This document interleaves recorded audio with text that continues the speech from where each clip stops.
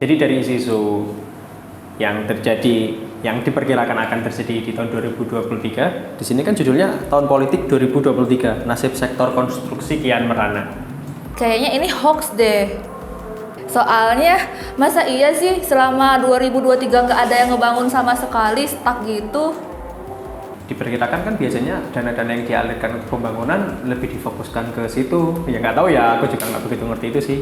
Ini cuma menerka-nerka gitu, bener nggak sih? Untuk menanggapi hal ini tentu kita harus gimana ya? Mungkin beralih profesi? Wah, sepertinya tidak. Karena kuliah 4 tahun kita akan sia-sia. Ini nggak tahu sih benar apa enggak ya beritanya. Cuman kalau memang beneran terjadi, mungkin aku sebagai engineer tetap berada di bidang konstruksi, tapi penyampaiannya mungkin nggak secara langsung di relief pekerjaan gitu. Kalau misalkan memang beneran nggak ada pembangunan ya, tapi kita bisa alokasiin di di dunia pendidikan, di sektor pendidikan melalui media digital seperti platform-platform Instagram atau YouTube. Mungkin kita bisa lebih berkompetisi dan lebih berkreatif untuk bisa berjuang. Entar gimana caranya biar kita tidak tersingkirkan.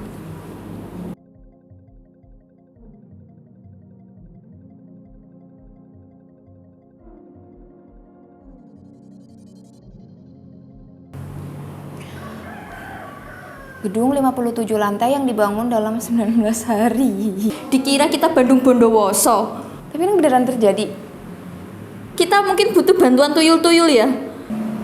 Ini di Cina kan ya? Di Cina, mereka bilangnya gini, mengaku ngeklaim kalau mereka jadi kontraktor tercepat di dunia. Tapi buat di Indonesia kayaknya nggak mungkin 19 hari cuman kalau di time schedule tuh Cuman ngegali doang itu udah habis waktunya. Belum juga kegali udah 20 hari kayaknya. Terus gini, mungkin pertanyaannya dari Mas Riki kan tadi itu, mungkin nggak kalau Indonesia menerapkan sistem seperti ini? Bisa. kalau di negara-negara lain mungkin karena udah ada ininya teknologi yang lebih maju gitu. Mungkin pabrikasinya di luar, terus pas hari H ngerjain ya cuman kayak nerapin doang gitu. Dengan catatan, banyak catatan di sini. Jadi di Indonesia itu sendiri udah mulai bikin rumah yang dari precast, kalau Mas Riki belum tahu. Ada Mas di NTT waktu itu. Salah satu program pemerintahan. Yang mana biasanya kita kan bikin pondasi dulu, ngerakit balok, bikin dinding dari bata ke bata yang kata orang Cina itu tadi. Sekarang itu mereka udah nyiapin precastnya. Nyampe ke tanah itu udah, yang penting di lokasi udah itu ya, melakukan perataan tanah, bikin pondasi. Selebihnya cuma tinggal ngerakit balok-balok aja, balok kolom, disemikel, kerakit, dindingnya dipanel, disambung, atapnya dipasang karena udah terbentuk pabrikasi. Habis itu tinggal skrup-skrup atap, bikin plafon, jadi.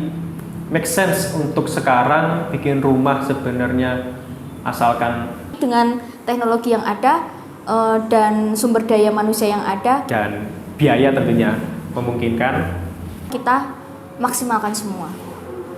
bikin rumah dalam waktu 1 minggu masuk akal sekali.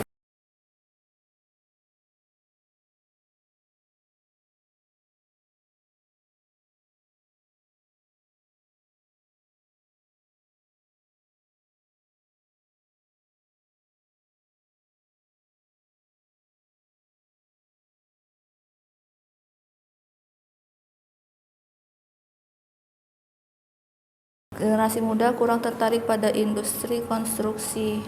Ya jelas lah, orang kalau kuliah aja dipersulit, wah, skripsinya mumet. Tapi buat kalian, tentunya yang kaum-kaum muda, tim milenial, kalau kalian butuh tantangan, sesuatu yang challenging, sesuatu yang baru, cobain deh kuliah di konstruksi. Bakal seru banget, kalian bakal tidur pagi hari dan tentunya kopi adalah doping utama.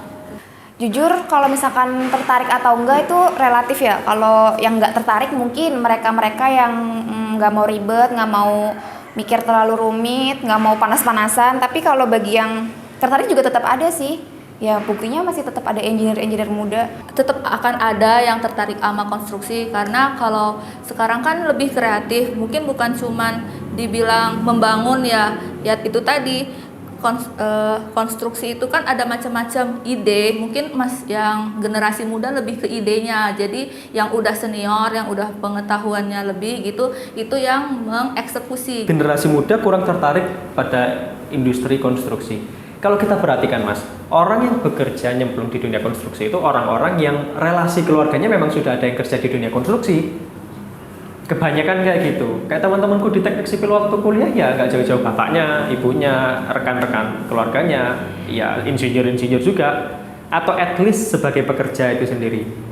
Belum lagi kita masih punya mindset yang mana kontraktor itu sebagai salah satu lahan cari uang yang cukup sayur ya dalam tanda kutip. Karena kebutuhan akan perbaikan, kebutuhan akan pembangunan nggak akan pernah berakhir. Dalam sejarahnya kan nggak akan pernah kurang.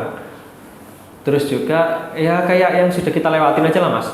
Kita sebagai kontraktor kan memang nggak bekerja terikat kontrak ya. Dalam artian kita bukan sebagai karyawan yang pekerjaannya monoton memproduksi sebuah produk dan menjualkannya agar laku, nggak gitu. Kita kan bergerak di bidang jasa. Toh buktinya, contohnya Niki Force kita sudah survive dari tahun 2008 sampai sekarang, alhamdulillah makin berkembang. Jadi kayaknya nggak ada salahnya untuk anak-anak muda nyemplung di dunia konstruksi, dan ini salah satu bisnis yang masih menjanjikan di Indonesia. Selamat berkarya. Saya Tiara. Saya Harta Kabupaten. Saya Siva. Saya Melani pamit undur diri. Bye.